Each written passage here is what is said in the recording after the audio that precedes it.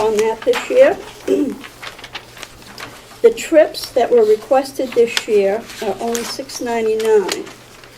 And the reason being that if it's possible, we always refer people to the Blue Loon. And I would say the Blue Loon has taken over 200 and some of our trips that we normally would be providing. Of course, there are many that the Blue Loon can't cover because it doesn't go that place, but that has been a big difference with us. But we still help 494 people get to their medical appointments, physical therapy, to the hospital, whatever that needs to be done. We're still serving a great many clients in Carroll County on the Meals on Wheels program. Our Meals on Wheels program, our drivers drove 83,772 miles. And we have an awful lot of little towns that are off Route 16 that need to be covered, and we do that. To date, I'm trying to find a number for you. We have delivered in Carroll County 59% of all the Meals on Wheels that came out of the 5 different agencies that provide Meals on Wheels. Those we feel are very important because we try our best to help keep people at home. We also have a friendly visiting component that we try to keep people who don't have any family nearby where we can go in and visit. Maybe occasionally take them out for a ride or something. So I am even as far as my budget request, and I'll be glad to answer any questions that I can. Okay. Thank you. Today it's important, especially in Carroll County, to be able to have rides everywhere, and the bus does help some. Yes, it does help. Yes. Are there any questions for Bernie? Representative McConkey. Thank you. You have and continue to offer a wonderful service, and all the people that are working with you. 2 points. You've mentioned the home builders. I believe that was... Bone builders. Is there any information contained, or could that be sent along to find out more about that program? Certainly. And secondly, you said that the Blue Loon was of great assistance to your organization, helping with some of the cuts that you're seeing in funding. Do you have any thoughts? I know it's just starting. In the future, that it might be of even more assistance, and how it might branch out into some of your other activities that you're doing? Well, I certainly hope so. It's very difficult because we work very closely with Tri-County CAP, and if they have a situation where they can't provide the Blue Loon, they will call us and we'll see if we can't cover it. My problem is my volunteers are getting older and older. My average age of volunteers is 73. But we do work very closely with the Blue Loon. We hope that they eventually will be able to cover more. But don't forget, we go out of the state, and the Blue Loon is only for Carroll County. We also go to Portland, Boston, Dartmouth, any place that people need to go for medical treatment. Okay, follow-up? Thank you. Have you considered maybe an increase in vitamin allowance for your volunteers to keep them moving? That's a good idea. Representative Fleck. The transportation services you're providing Yes. through your own agency basically are to get people to health care providers? That's all we do. So they're not going to employers or anything like that? right? No, That's we're strictly only for that. doing medical transportation. How many vehicles do you operate, by the way? Are those volunteer People use their own Okay. vehicles. Reimbursed for gas or? Yeah, well, Okay. A little bit. a little bit, Yeah. very little. Very little. I hope so. Yes. I hope so. Representative Scalia. Yes, Madam Chair, I apologize. I have to excuse myself. Like Representative Tregenza, I have an appointment. Mine's a little bit earlier. Okay, thank you very much. All right, I thank also know we'll lose Representative Knox at 11:30, so thank you for being here. Okay, any further questions for our SVP? Any volunteers out there? Go ahead. Representative Babson. Because you said that the Blue Loon has taken over about 246, 200 and some, 200 trips. yes, about Um, 200. Where do the services overlap or don't overlap? I thought the Blue Loon had part of one of their 2 programs was they went back in off the road to pick people up and bring them down to the main bus line. Aren't you doing the same thing? But we're taking people where the Blue Loon doesn't go. For instance, Boston, Portland. oh, Laconia. out of the area. Yes. Oh, okay, Yeah. thank you. Okay, any further questions? Seeing none, thank you very much, Marie. Thank you. Now the Child Advocacy Center. Still, we are on page 19.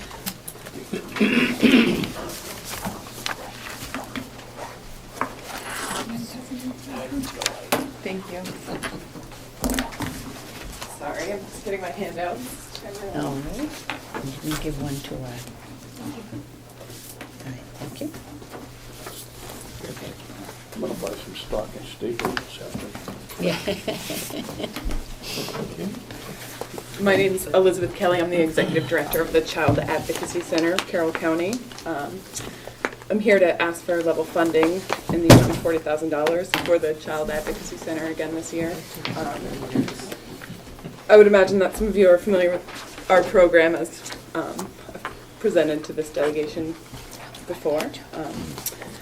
We aid in the investigation and prosecution of child abuse cases by working with a coordinated team of professionals, including the County Attorney's Office, the County Attorney's Victim Witness Program, all law enforcement jurisdictions in Carroll County, the Division of Children, Youth, and Families, Starting Point, which is our victim advocacy agency, mental health providers and medical providers throughout Carroll County to ensure that the holistic needs of sexually abused and physically abused children are being met in our community. This year we're asking for level funding, and I know that we're a little bit behind schedule, but I did want to highlight a couple of changes that have happened with our program in the last year.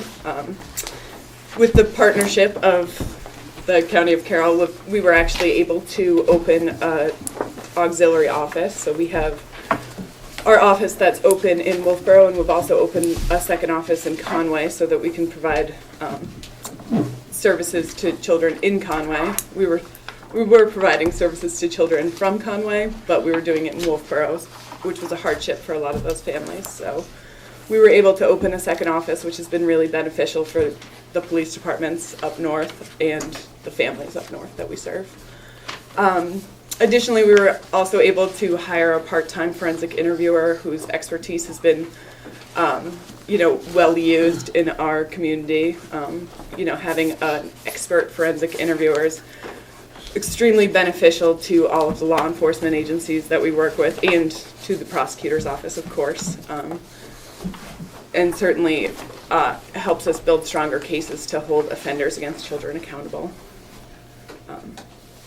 But I will try and keep it brief. I'm not sure if anyone has any questions. I'd be happy to answer them. Representative Knox? Thank you. Well, I'm a big supporter.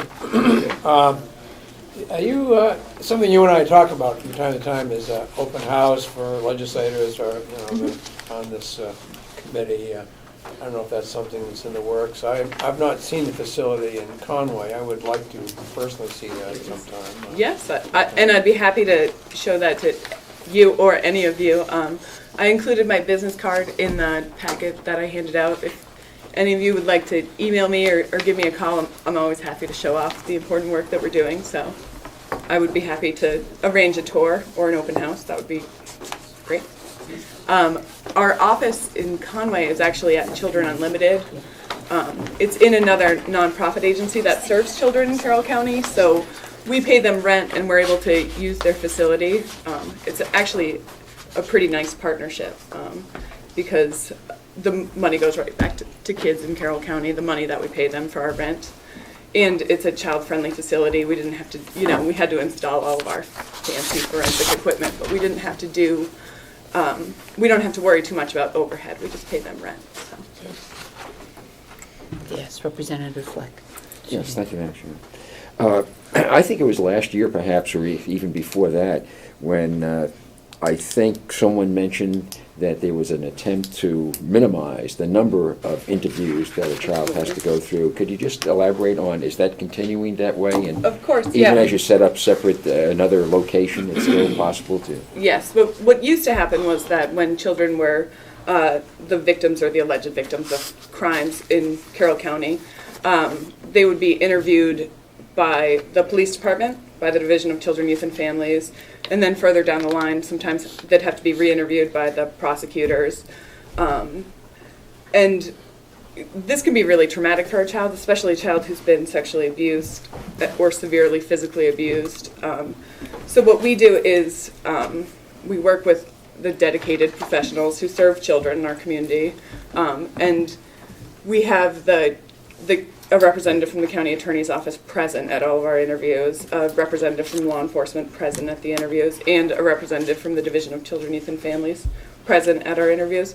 They're able to observe the interviews as they're happening while we do them. I will typically do the interviews. I've received a lot of training in doing forensic interviews, which is a special way of interviewing children. Donna, who is our new employee, is also a very gifted forensic interviewer and has received a lot of training as well. So one of the two of us will do the interviews while, everyone else can observe. And that way it minimizes the number of times that child has to recount their story. Thank you. Representative Babson. Thank you. 2 questions, Liz. Of the total number of cases in 2011, 72, are those the number that went to court? No, those aren't the number that went to court. How come? Well, some of our cases, of course, are unfounded. That's part of the investigative process in having a neutral interviewer. Sometimes we find that it's a small percentage, but sometimes we find that the cases are not founded or don't rise to the level of being prosecuted. And there are other, there are numerous mitigating factors which could lead to the cases not going to Superior Court. A lot of our cases are done in district court as well. If the offender is less than 17 years old, then that would happen in district court. It would be a juvenile proceeding. Would there be a possibility next year that you have a line item telling us how many of those cases aren't prosecutable? Yeah, I would be happy to get those statistics for And the you. other question I have on the bottom, residencies of alleged victims. If my math is correct, there's 56 people listed here and then 16 outside of the county. That's 30%. Why, how does that work into your figures? Well, the residency of those victims, those could be crimes that were committed. Well, you know that Conway and Wolfboro and a lot of our communities in Carroll County are there are a lot of vacations and child-friendly spots for kids to be. So a lot of our victims actually don't reside in Carroll County, but the crimes would happen in Carroll County. Okay, so the crimes happen, but not the child isn't a resident here. Yeah, or it's their secondary residence, children who have families that have summer homes here, or at camp here, or at a private academy here. Could you give me a figure out of the 56? In your estimation, how many are created by tourists that come here or vacationers? That's a good question. I certainly couldn't give it to you at, I could pull it up in our You make it sound as if it's a database. large percentage, and I'm not questioning that, but I think I'd like to know.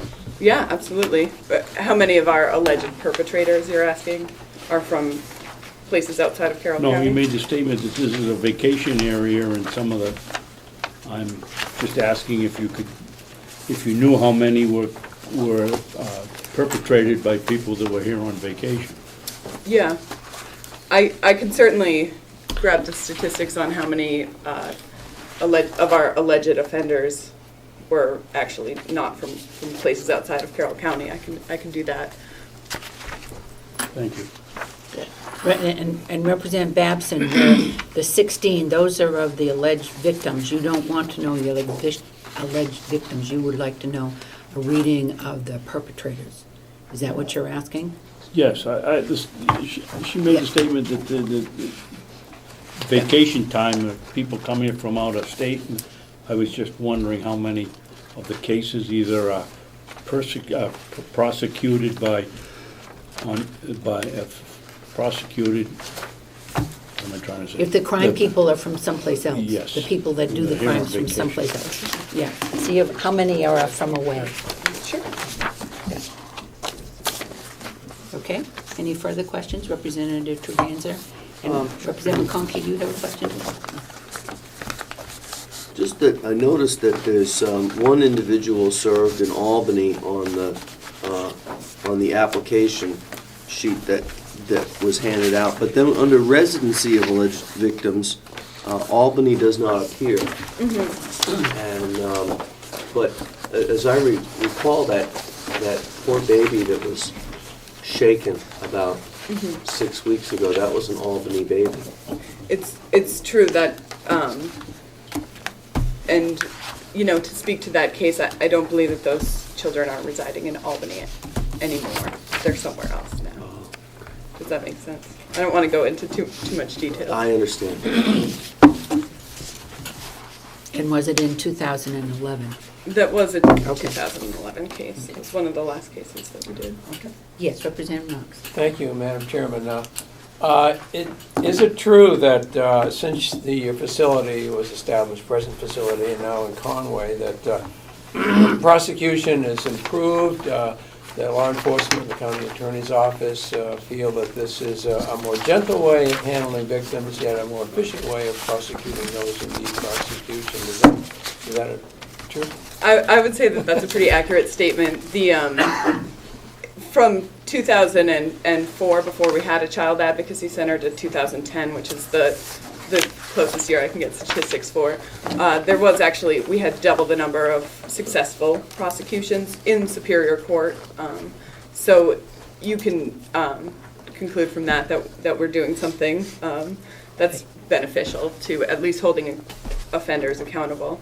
And I think that, you know, it is a little bit easier and more efficient for obviously for the victims of these crimes. It's a lot easier for them to come in and talk to somebody and not have to go to a police station and not have to go to, the interviews used to be conducted here in this building in the sheriff's office, which I think was a little intimidating for some of the younger kids that we see, certainly.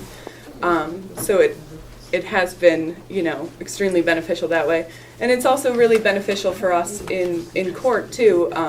We don't have to hire, you know, expert witnesses to talk about our interviews, because our interviews are being done in using best practice standards. So we save a lot of money that way, not having to hire experts and whatnot. So it's helpful.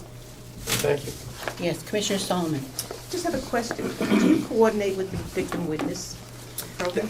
Through the county attorney's office, yes. I work really closely with Melissa and Wanda, and they're absolutely great. You know, they're the ones who we're kind of the ones that get called in for the initial investigation, and of course we follow our cases right up until there's a final disposition, but Melissa's really the one who takes over the case when they're going through court and that whole system, and you know, that's her expertise, and she's so good working with the victims and the children that we serve. Okay. Any further questions?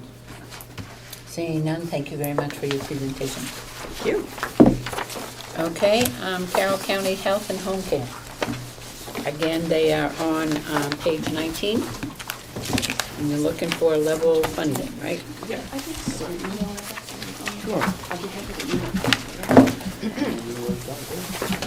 I'm Ann Gatchell, and I'm on the Board of Directors, and Sandy Ruka is Executive Director, and Karen Royer is Financial Manager.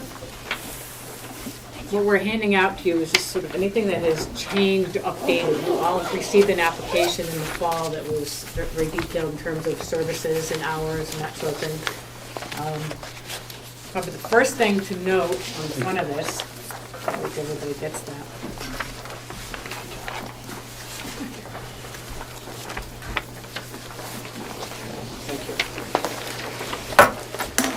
We are no longer Carroll County Health and Home Care Services.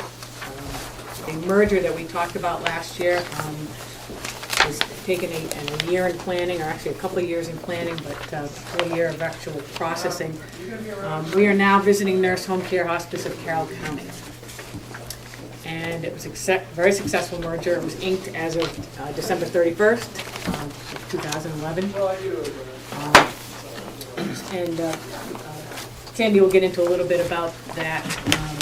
Just what we did on the first page of the second page of this packet is to actually put in the actual final numbers for Carroll County Health and Home Care as of 12/31/2011. The second page is a little bit about the merger, and again, Sandy will touch on that in a bit.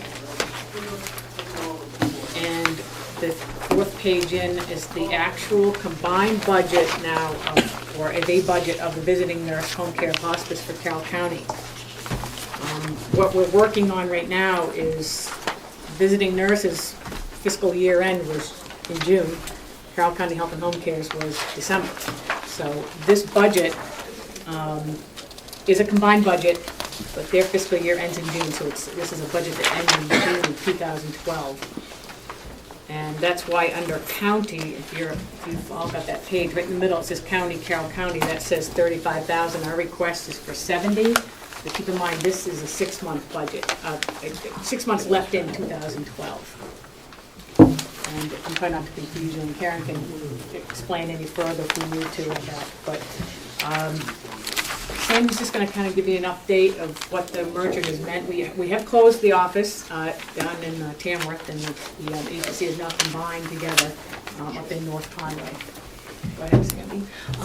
Yes, just to follow up with what Ann said, and again, thank you for having us here today, and I'll be brief in consideration of time. As Ann said, our merger was official as of 11:59 p.m. on December 31st. Many of us raised a glass of champagne.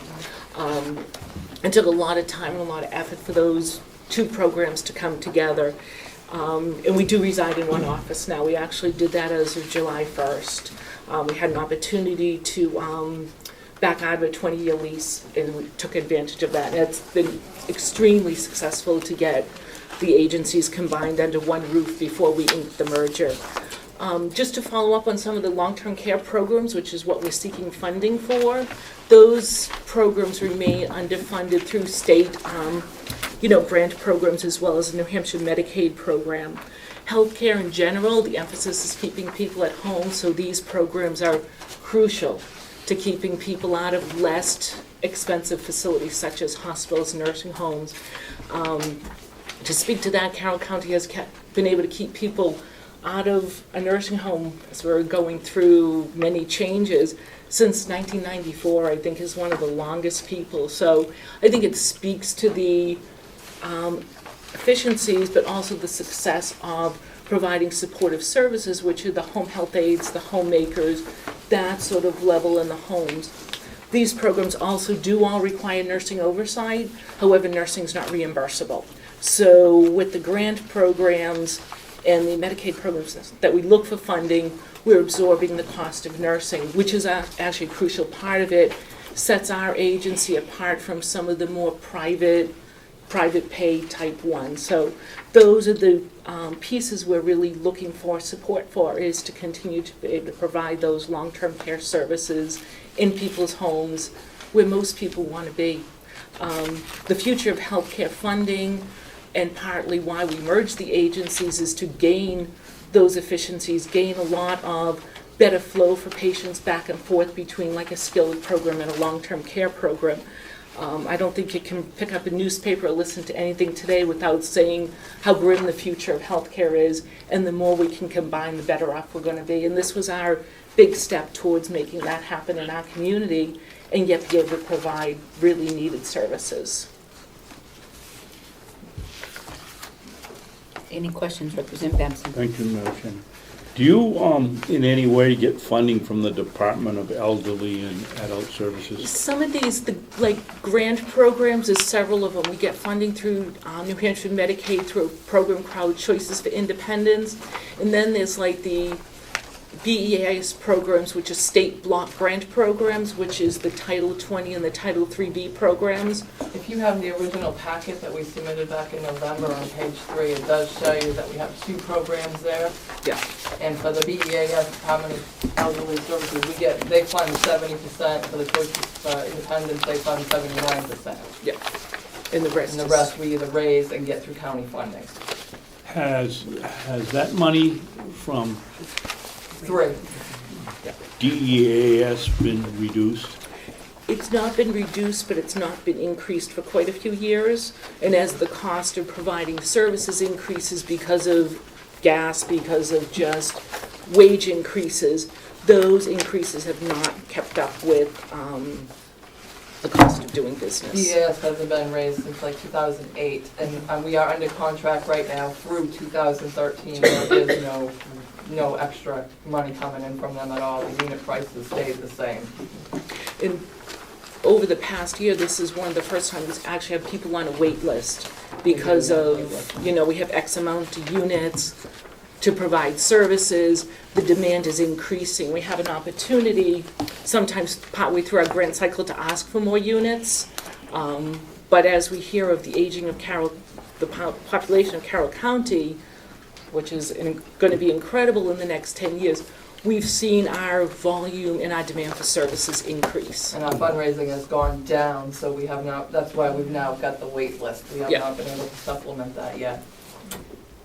Further comment? Okay, further, Kevin? yes. It doesn't affect these folks per se, but for those of you that are not aware of what's on your budget, we've got a $750,000 increase from DEAS on our budget, and these folks are telling us they haven't gotten any more money, so why are we, something we all might think about, why are we getting a $750,000 increase? And again, we're happy to, I've included our contact information on our cover page. If people are interested in visiting us, we can also arrange, if somebody wanted to shadow a home visit, we can arrange that with the client's permission. So we invite anybody who's interested to come and see what the picture of home care is. Okay, Representative McConkey. Thank you, Madam Chairman. On the subcommittee for appropriations, I've had dealings with these ladies over a number of years and know how valuable their service is. To the point that you just said about shadowing, my mom had occasion in our own home to bring in visiting nurses, and I have never been associated with a group of people that act so professionally, answer the phone, and handle care as efficiently and quite honestly as lovingly as your folks do. Thank you. And Thank you. they need to be complimented. Thank you very much. We appreciate that. Okay. Any further? Commissioner Sorensen? Just a quick question. In regards to Representative Babson's question, it jumped up 700,000. You take care of people at their home, right? Correct. So that should keep that down, really, because that Wonderful. goes out Yeah. to all the nursing homes around, so you're helping to keep that where it should be. Yes, it is. Yeah. Any further questions? Seeing none, thank you very much for your Thank you. presentation and also for the care you give to all of our you. residents. I'd like now to call on our UNH Cooperative Extension.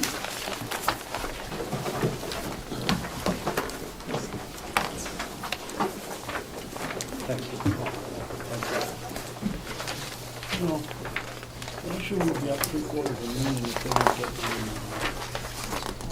that tells me that other countries are getting more. That's it? Is that 8 and 9? That's it, it's at 8 and 9. Yeah, I think it came out of that package.